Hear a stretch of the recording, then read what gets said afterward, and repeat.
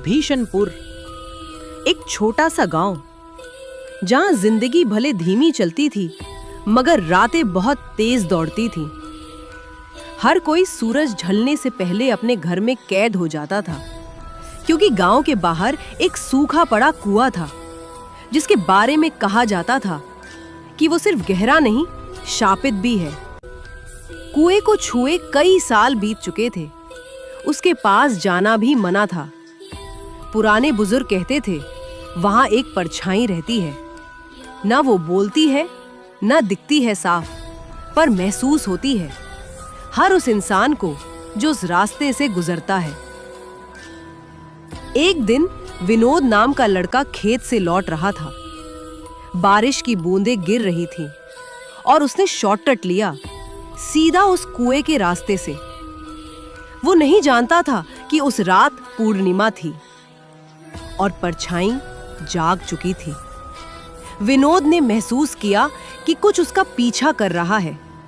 उसने पलट कर देखा, कुछ नहीं, लेकिन कुएं के पास पहुंचते ही उसकी साइकिल रुक गई।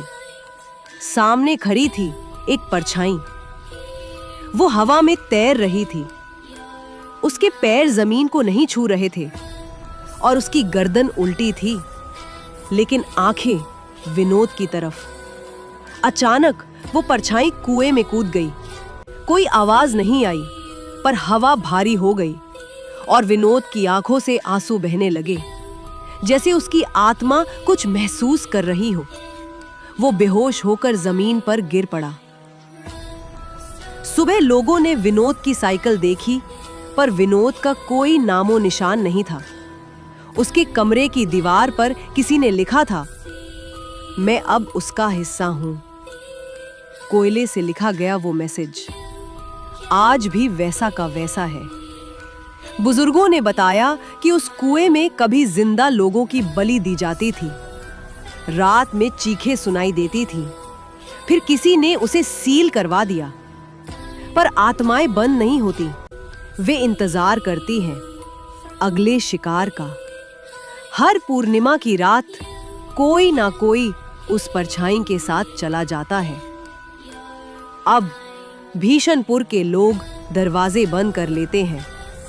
माएं बच्चों को उस रास्ते का नाम भी नहीं बताती, लेकिन परछाई अब भी आती है हर पूर्णिमा को, क्योंकि कुआं अब सिर्फ पानी का नहीं रहा, वो रूहों की कब्र बन चुका है।